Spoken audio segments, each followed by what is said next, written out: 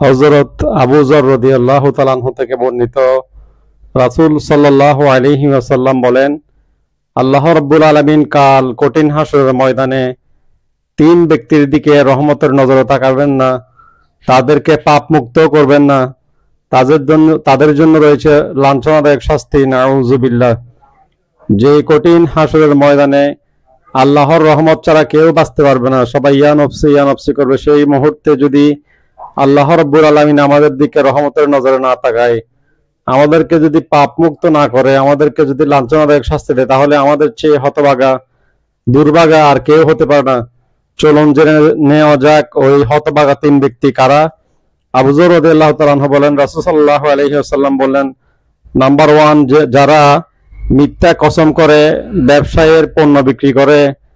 Number 2, যারা মানুষকে উপকার করার পরে মানুষের উপকারে খোটা দেয়।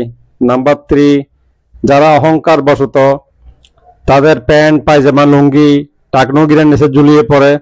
এই 3 শ্রেণীর ব্যক্তির দিকে আল্লাহ রাব্বুল আলামিন কঠিন হাসরের ময়দানে রহমতের নজরে তাকাবে না, তাদেরকে পাপ মুক্ত করবে না, তাদের জন্য রয়েছে লাঞ্ছনাদায়ক শাস্তি। নাউযুবিল্লাহ। আল্লাহ রাব্বুল আলামিন এই 3 শ্রেণী থেকে আমাদেরকে হেফাজত করুন।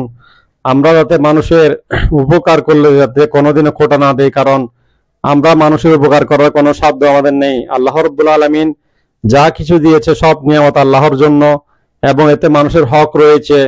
আমরা মানুষের যত উপকার করি না কেন, এর বিনিময়ে আমরা আল্লাহর কাছ থেকে নিব ইনশাআল্লাহ। নাম্বার 2, আমরা কখনো ব্যবসার ক্ষেত্রে মিথ্যা কসম করে পণ্য বিক্রি করব না, এবং বাংলাদেশি মালকে made in China, made in Pakistan, Indian বলে বিক্রি করব না ইনশাআল্লাহ। নাম্বার 3, এটি অধিকাংশ মানুষ প্যান্ট পায়জামা লুঙ্গি টাকনুগিরার নিচে পড়ে। আপনার সমাজ কি বললো, মানুষে কি বললো, কে হাসি ঠাট্টা করলো, এটা না দেখে আল্লাহ রাব্বুল আলামিনের দিকে তাকিয়ে আপনার প্যান্ট পায়জামা লুঙ্গি টাকনুগিরার উপরে পড়ুন, কারণ এটি কত মারাত্মক পাপ।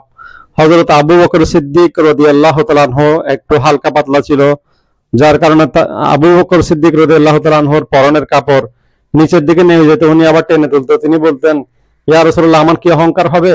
বলল, না, তুমি তো ইচ্ছা করে তোমার প্যান্ট টাকনুগিরার নিচে পড়ো না, এটি তো অজ্ঞতাবশত চলে যায়। এবং আরেকটি ঘটনা, হযরত ওমর রাদিয়াল্লাহু তাআলা আনহু মৃত্যু সজ্জায়, এই মুহূর্তে ওনার রূহ বেরিয়ে যাবে, একজন লোক ওনার ঘরে ঢুকলো, উনি বললো, তোমার প্যান্ট টাকনুগিরার নিচে তাড়াতাড়ি উঠাও। এত মারাত্মক পাপ, মৃত্যুর সময় পর্যন্ত ওমর রাদিয়াল্লাহু তাআলা আনহু এই পাপটি দেখে বরদাস্ত করার সাথে সাথে প্রতিবাদ করেছেন। সুতরাং আমরা এই পাপগুলো থেকে বেঁচে থাকতে পারি।